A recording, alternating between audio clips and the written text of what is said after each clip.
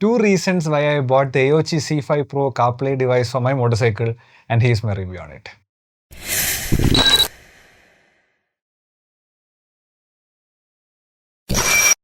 Hey everyone, welcome back to another video. So during December 2023, when I was on my trip to run in Rajasthan, I was using my iPhone 12 mini, the one that I bought just before the trip on a 3-month EMI from cashbuy.com. I was using that phone as a primary GPS device on my motorcycle. Now before reaching Rajasthan itself, due to the vibrations from the handlebar, the optical image stabilizer got destroyed and the camera became useless. Initially, when I found that the camera was damaged and I couldn't use it, I was not much worried because I already have secondary cameras to record everything. But the main issue was scanning UPI codes in every restaurant and petrol pumps on the way became impossible. So after I came back from the trip, I started using a cheap Android phone for my basic navigation purposes. I borrowed it from a friend. But then I ran into another issue. This phone used to get heated up a lot during long highway rides or even trail riding when it is continuously exposed to the sun. And then the maps used to freeze and it used to get slowed down, it used to get stuck and all that stuff. This is the second reason why I decided to stop using phones for navigation purposes and to buy a dedicated CarPlay device just for this. I got the Aoocci C5 Pro CarPlay system around May 2024. I got primarily these because this is the one that I found the cheapest to be in the market because I was still skeptical about these Chinese-made products on its quality and its durability in long-term use. So I wanted to try out a cheap product first and then maybe later on get an expensive one if this one runs into any issue. But once I got it and installed on my Himalayan then and started using it, I was pleasantly surprised and decided to keep it. So before getting into the pros and cons of this CarPlay device, I'll get into the features first. The Aoocci C5 Pro CarPlay device comes with a 5-inch touchscreen, 2 dash cams and 2 TPMS sensors. It comes along with its clamps, wires, harnesses, manuals and everything that you need for its installation. It connects with the Wi-Fi and Bluetooth of your mobile phone and uses your phone as a primary device to mirror different apps and navigation maps and all that stuff. So if you're using an iPhone, it will use as a CarPlay device, and if you're using an Android phone, it will use as an Android Auto device. Basically, it mirrors your smartphone to an extent where you can operate some of the apps, navigation, music, and all those stuff without having to actually control your phone. If you've used this CarPlay or Android Auto in your car, you'll be very familiar with. You can even connect your helmet intercom to the device so that you can listen to turn-by-turn navigations, you can speak voice commands and access things like Siri and all that, or even listen to music or make and answer calls. Now, I am an iOS user, so I'll be sharing my experience with the CarPlay on this device. And I'm sure most of the features that I share will be applicable to the Android Auto also. If not, it'll have more features than the CarPlay. Now, apart from the CarPlay features, the device itself has an interface which will allow you to record both the front and the back dash cams. There is a provision to install an SD card. So once you install it, it will continuously loop record the front and back dash cams. You can set how long each video should be and it will keep rewriting the older videos as and when the newer ones are being recorded. You can access these videos from the device itself, or you can connect your phone with the Bluetooth to this device and use an app called Videor to download the footage that these cams have recorded. It records up to 2K resolution, which in my opinion is good enough to freeze any video and take pictures or screenshots of number plates and all that for your safety. The other most important feature that it has is a TPMS. That is a tire pressure monitoring system. Now, I have done a separate review video about a separate TPMS device called the Aoocci C400. You can check in the link in the button above. This one has a TPMS built in, so you don't need to install a separate device. It shows the tire pressures and the temperature of both the tires in real time. You can set the upper limit and lower limit of the tire pressures of each tire so that above or below which it'll give you an alarm. Now, the importance of having a TPMS with you, irrespective of a CarPlay device, I've already spoken about all that in a separate video, so you can check that video in the link in the button above. Here's a quick overview of the entire device. Once you switch on the bike, it'll show the welcome sign. So this is the first initial screen that you see when you switch on the device. The first one is a driving recorder. If you click that, you can see now it got connected to my phone. That's why it's switching over to CarPlay by default. So I'll just go back to the home screen.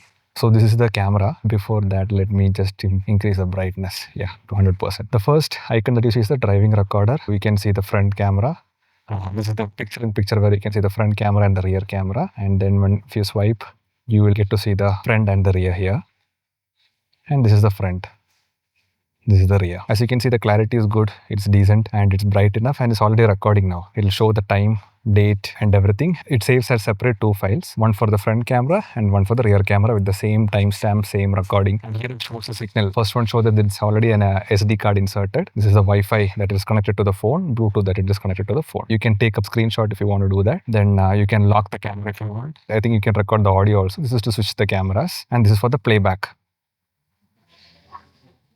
You have all the files here. So if you want to go to any files, you can check out and play. This is how it will be. Okay. And then you go to home. Now you have a slider to adjust the brightness and then a slider to adjust the volume. You have a built-in speaker inside this, but I don't know for what use case scenario it is. There's a speaker built behind this. For that, if you want the notifications and all to hear, you can boost the volume up to 100 here. I have not used it, so I have not tried it till now. And this is the brightness from 100 all the way to 0. Okay, this is the GPS info. I don't know why there is a GPS info built inside this. I think this is for the mostly for the working of the speedometer. So it says GPS is valid and accuracy and the bearing, longitude, latitude and everything. I don't know how to make use of this exact thing. If you want to use it, it is there. Okay. Then you have the panel. When you go to the panel, you have the TPMS. So the front, it shows the tire pressure and the temperature of the tire. Rear also, it shows back. It shows the tire pressure. This is the GPS speedometer. Even though it is a GPS speedometer, it needs internet connection to work. How I found out that is when I went to Ladakh, the GPS speedometer was not working. When it is connected to the internet, this works. And difference between the GPS speedometer and the console speedometer of the KTM 390 Adventure is somewhat 6 to 7 km/h. Meaning that console will show 6 to 7 km/h extra than what is shown in the GPS speedometer. So if the GPS speedometer shows 10 km/h, the console will show 16 or 17 km/h. And it will show the elevation also. This also works only if you have an internet connection on your phone. And once you go back, now you have the replay again. This is for all the you want to access the rear and front camera recordings. So when in the recording file name, as you can see, it is written as R at the end, which shows the rear camera, and F at the end shows the front camera, front and rear. I'll come to the settings later. First, you have the Bluetooth. When you buy the device, you can rename the device. It will have a unique long name, which you can rename to your liking. I will rename to Chico. That's what I call my bike. Bluetooth on or off. This remote device is for the intercoms. You can change the name here. Once you put the setting, you'll have the keyboard, and then you can change the name here. Now comes setting. In the settings, you have the connection settings. When you go to the connection settings, you can select whether you want Apple CarPlay or the Android Auto. Since I am an iOS user, I have selected the Apple CarPlay device. Pressure settings is where you can select the unit, whether you want bar or the PSI, and the temperature unit, whether you want Celsius or Fahrenheit, and you can do that. This is where you set the alarm. This is very good feature. You can set the minimum and the maximum alarm settings below or above which it will bleep an alarm. Even if you're using CarPlay interface or if you're using the camera interface, the alarm will override all those interfaces and blare on your screen. So that is a very good thing. I've had one-time use with this KTM Adventure with this alarm when it got a puncture in the front tire. I didn't even realize it. The pressure started dropping gradually, and once it dropped below 21, it started showing an alarm, and then I had a puncture on the front tire. This bind off is if you want to disconnect the TPMS for any purpose, to change the battery or anything like that, you can disconnect the binding. Otherwise, it automatically pairs. Speed unit, you can select km/h or miles/hour. Then screensaver, if you want the screen to turn off automatically, you can do that also. I have not done that. This is the volume adjustment for the notifications and all that, which comes with the built-in speaker that you have here. Coming to language, then time setting, whether you want 24 hours, 12 hours and all that, you can set it here. Audio should be off or on when it is connected to your phone, that you can set it here. Key volume, when you are typing in navigations and all that stuff, how much you want the key volume from the behind speaker, that you can set it here if you want on or off. Wi-Fi switch, again, Wi-Fi you want to turn or off. Then this is the app. You can download from Play Store or Google App, and then use that app to connect to the device to download the dash cam recordings. This is to format the SD card. SD card slot is below here, so you can insert an SD card here. I think it supports up to 128 GB. I have inserted a 64 GB. You can format it if you want. Factory reset and app version to show you which app version and all that stuff. And now comes to CarPlay. So now my phone is already connected. I have set the home screen like this, where you have maps on one side, Spotify or anything playing on the other side. What I usually use is if you want to go to maps, you can directly go to the maps and view the maps in the entire screen. If you want to go search maps, you have recent searches where you can go and see all the recent searches you have. And if you click on any one of them, yes, it will automatically start thing, and you can press start here and start the navigation.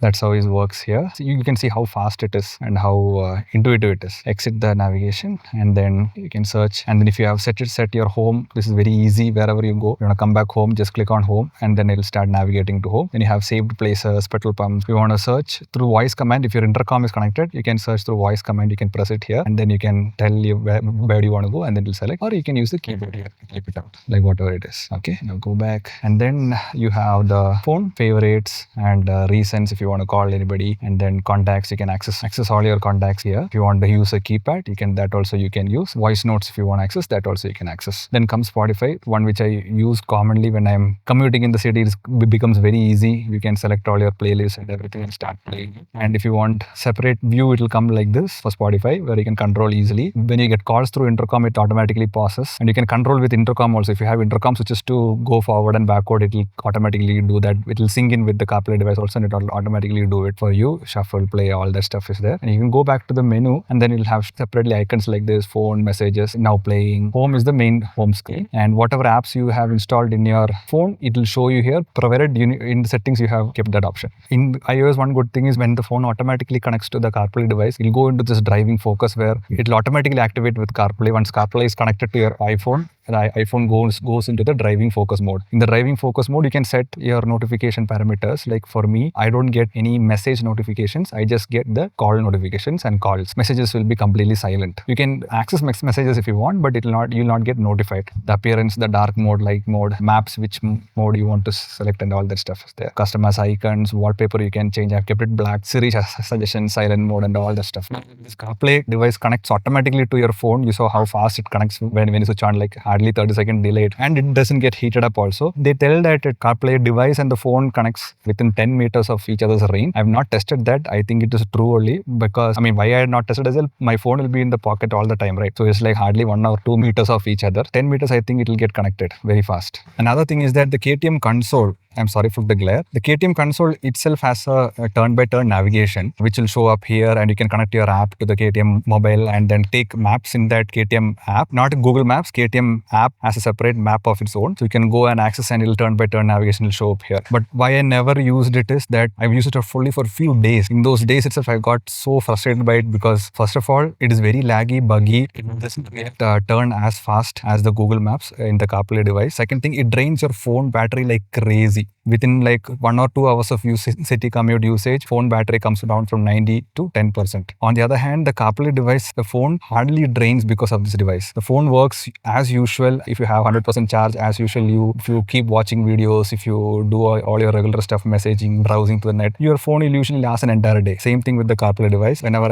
I was riding 12-16 hours a day, even when the maps are connected to the CarPlay device, the phone battery doesn't heat up at all, and the phone battery doesn't drain at all. You can switch off the screen and keep it connected, and it doesn't drain battery at all. And this device also doesn't get heated up. Phone also doesn't get heated up. So that's one big advantage of having the CarPlay device. I've tilted it and kept it a little down so that I don't get glare from the sun. The console is tilted a little up. This is for standing and riding. If you want to access the console while you're standing and riding, it makes things easier, but you'll get glare. On the other hand, CarPlay device I have to tilt it a little down and kept so that even if I don't get to see the maps while standing and riding, it's okay. But when I'm sitting and riding, you will never get the glare. And at the most, if you get any glare, there's sunshade here that comes with the C5 Pro. This is the app that you get with the Aoocci C5 Pro. It's called Vidure, Vidure. It connects to the device with Bluetooth, and once you open the app and once it is connected, this is what the home screen looks like. You have camera, album, AI edit and more, and a small map that shows the current location of the device. Once you click on access camera, it will take you to an interface which looks like this. It has a GPS speedometer. You can view the camera in a landscape orientation also, and you can switch cameras from the app itself. You can completely control the camera of the device from the phone app itself. This is the front camera and this is the rear camera. You can take a screenshot of the current recording as well. The device has an inbuilt microphone which can record the audio. You can turn it off or on from the app itself. This is the camera settings from the app. As you can see, you can switch on or switch off the sound recording. You can select the quality of the video, that is a video resolution, both 2K and Full HD. You can select the loop recording time, that is 1 minute, 3 minute and 5 minute. Now there's this function called the collision sensing, where if the device senses that you have collided or you have crashed, the particular video that it recorded while you crashed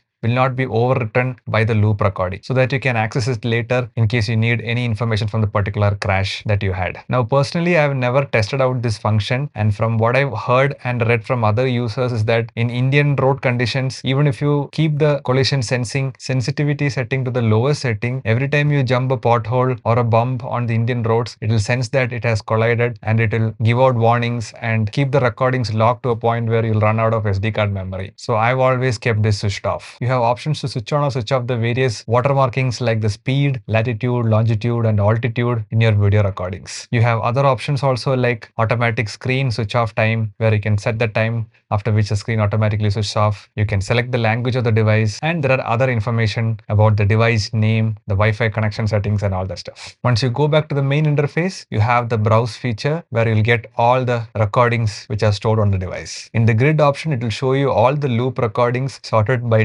date, and it will show you the snapshots that you have taken from the recordings, and the logged tab shows you the videos that have been saved which are marked as collision videos in case you suffered a fall or a crash, and if you have that option switched on. Then you have a timeline feature where you can browse the videos according to a timeline, but it is a paid feature and I don't think it's worth paying for that feature. When you access these videos, you can both play back the videos in the app itself, or there is a download button with which you can download the files onto your phone and keep it saved for later use. Once you come back to the main interface, you'll have a map icon which opens the map to show the current location of the device. Now let's get into the pros and cons of this device. Coming to the first pro is the responsiveness. The speed and responsiveness of the screen is just amazing. There is no lag or delay when you operate the screen, when you switch to different apps, and when you use navigation. It's almost like as if you're using your own smartphone. As long as you have a good internet connection and a good GPS signal, even the navigation doesn't have any lag. When you are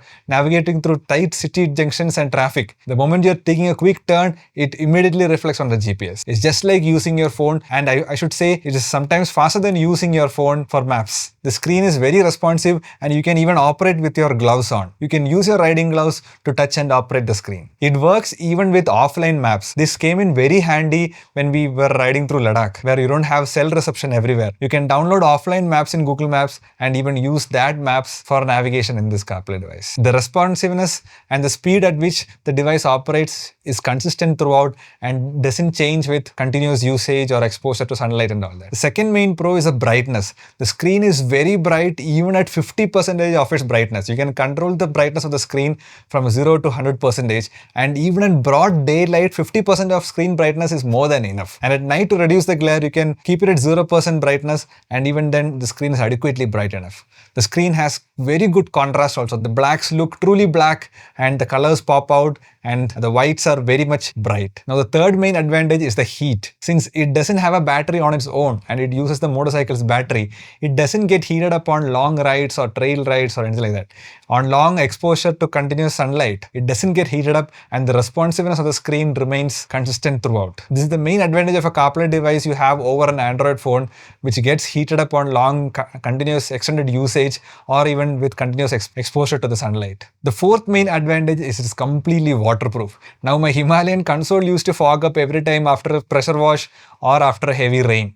This one, even when I have left it at different service centers for a wash, they will usually carelessly pressure wash around the console and everything. Even though I don't recommend you pressure wash the device, even with that, the water has never seeped in and there is no signs of any condensation or anything like that. It's completely waterproof. You can use it at all kinds of weather, from freezing Ladakh temperatures to continuous rain in the Western Ghats. You can use it anywhere and everywhere, and this device holds strong. The fifth advantage is that this device hasn't suffered any damages due to vibrations. Now this device has been on my Himalayan 411 and the now new KTM 390 Adventure. Both bikes are not known for its smoothness. Even with the vibration of both these bikes, this device has held strong and has not suffered any damages, unlike how a phone usually suffers a damage due to high vibration on the handlebar. The sixth main advantage is the build quality. The build quality of this device is absolutely amazing. I was so skeptical buying a Chinese product that, usually you have that preconceived notion that Chinese products are not durable and all that.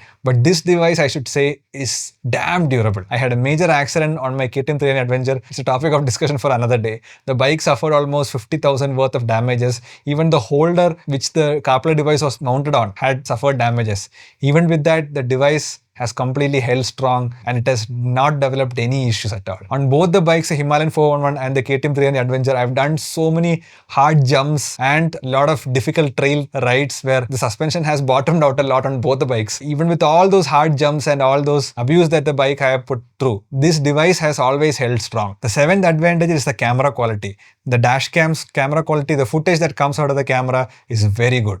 Now, you cannot use for motovlogging and all that stuff because the footage is not stabilized, but the quality is really good. You can use that footage to access any kind of information, like especially the number plates and all that stuff. If you want for any kinds of disputes and all that, you can use that footage and then take a screenshot of any frame. Only in the rear dash cam, especially at night, you will not get the details of number plates of the vehicles that are behind you because of the glare that you get from the headlights of those vehicles. Otherwise, the quality of the footage of these cameras are really good. Only thing is, you should keep in mind to wipe the camera once in a while because it will tend to collect dust, slush and muck and all that stuff. The eighth main advantage is the automatic connection. Now, once you set up the entire device according to your liking, the settings and everything, and even the CarPlay settings and everything, it just stays in that memory. And even if you switch off and switch on the bike, it will stay the same, and to connect to the phone, it will take around 20 to 30 seconds maximum. So every time you switch on, by the time you roll out the bike and start riding, it will connect to your phone and the maps and the navigation and everything will be connected to the CarPlay device instantaneously. The boot time is very less. What I usually do is before starting a ride, I go to Google Maps on my phone, pick up the destination, start the navigation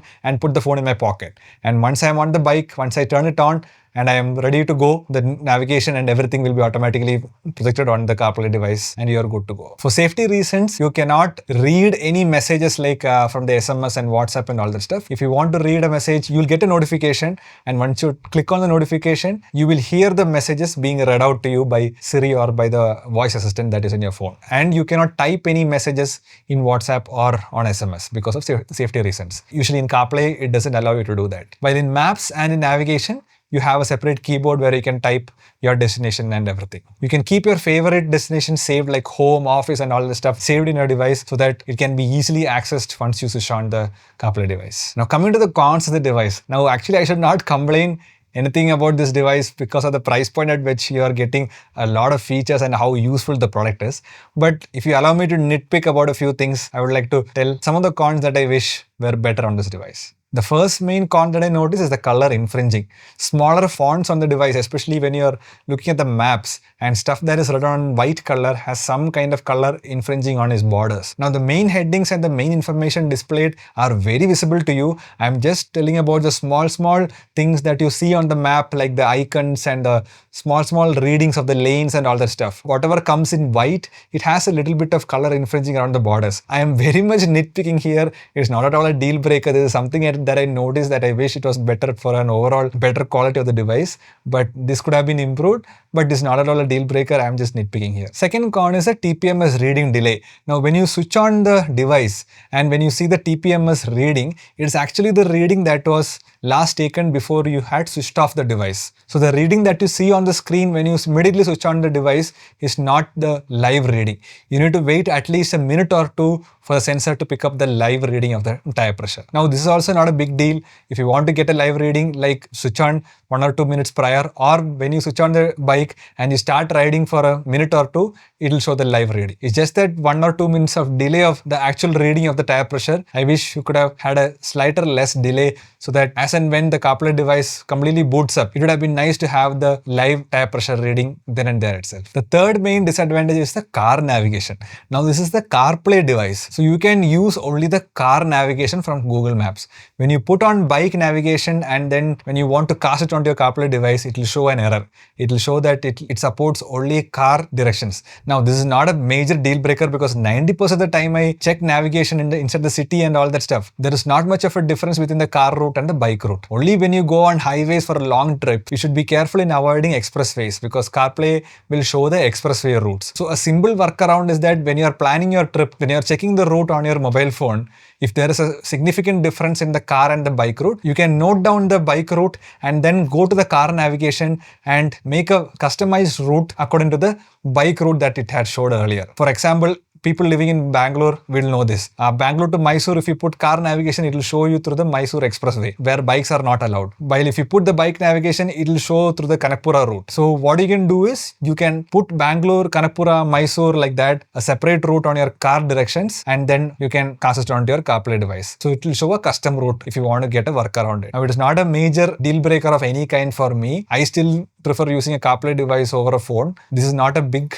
disadvantage in my opinion. 90% of the time when you navigate to the city and smaller roads, car routes and the bike routes almost remain the same. Only in major highways, you need to watch out for the expressways. For this, customized map like this works. Now, another small con that I noticed is that if you set navigation on the CarPlay device, like you go to your CarPlay device, open the keyboard and type a destination and then start navigation. Once you switch off the bike or switch off the CarPlay device and then switch it back on, it will reset. It will not show the map that you are using. So again, you have to go to the recent search history and give the destination again and then start navigation again every time you switch on and switch off. The easy workaround to this is starting a navigation in your phone. So in your phone, if you type in a destination, start the navigation and put it in your pocket, every time you switch off the bike and switch it on, you don't have to manually enter it again. It will directly cast the map from the phone to the CarPlay device and it will resume where you had left off. Why I found this as a small disadvantage is that every time you stop for a chai or a washroom break or a petrol pump break, when you switch off the bike, you again have to navigate when you're going on a long ride if you had started it from the CarPlay device. So like I said, the easy workaround is start navigating in the phone, put it on your pocket. So every time you take a break and come back and then start it again, map will resume on the device. Now coming to the cost, I got this entire device, the TPMS, the dash cams, harness, wiring and everything for around 13,500. Now when I got this device 1.5 years back, that is in May 2024, they were running some offers for the first 30 customers. So I got that offer and I think now it costs around 16,500 rupees or something like that. And now even higher versions have come like C6, C9 and all that stuff. But even at that price, I think this is a bang for your buck product. Now when you place an order, it will usually ship from China. So it will take a week or two to reach here, and in between they will reach out to you to send your PAN details and all that stuff just for that customs clearance and stuff. So once you send it off, you don't need to worry about the import customs and all that stuff. Everything is included and you'll get it safely at your address. Now is it a value for money product? Absolutely yes. Instead of using a phone which costs around 5,000, 6,000 rupees and it having the disadvantage of its own like I mentioned, and then you need to buy a holder for it extra, TPMS extra, dashcam extra, everything. Instead of spending money separately on everything, getting an all-in-one unit is a very wise choice in my opinion. For the amount of features, for the amount of quality, durability it offers, I think it's worth every rupee you spend on a CarPlay device like this. Now, who should get this CarPlay device? In my opinion, everybody who tours on their bike, or even if you commute a lot in the city, I think you should get a CarPlay device over a phone as a primary navigation device on a motorcycle. As I mentioned, phone has its own disadvantages and it will easily get damaged. Instead of that, using a CarPlay device is much more hands-free, much more convenient, and when you get additional features like a TPMS and the safety of a dash cam, I think it's a no-brainer to go for a CarPlay device over a phone for a navigation purpose. Now, I am not a creator big enough to be sponsored by this company. I am not at all sponsored by Aoocci or anybody. I bought this device by my own money 1.5 years back and I used from May 2024 till March 2024 on my Himalayan 411, did entire Ladakh trip and all with this device and then came back. And then on March, I sold my Himalayan and got the KTM. This is the only device that I took from my Himalayan and put on my KTM as well. And since then I've been using, and now it is, by the time you see this video, it is December 2025. So 1.5 years of usage, thorough testing. I am very much happy with the product. And on KTM, because of the space that the company has given to install any CarPlay device or phones, this entire setup looks like a rally tower. It is aesthetically very pleasing. It is almost the size of the console. So it looks very much aligned and uniform with the bike. I think this 5-inch is a perfect size. I don't think you should go for the 6-inch and the 9-inch versions of all that. This 5-inch is a perfect size. It is almost the size of the console, so it sits in perfect line and perfect alignment with the console. And the quality of the screen, the contrast, the brightness and the clarity, everything is almost as comparable to the console on the KTM 300 Adventure. So for the KTM 300 Adventure, I think C5 Pro is the best companion to go for. Now regarding the safety aspect of having a CarPlay device on your bike, I cannot guarantee you anything, but this CarPlay device is very difficult to take it off because the holder that they provide from the company has a distinctive screw head head with which only you can mount or unmount your device onto the GPS holder. And if you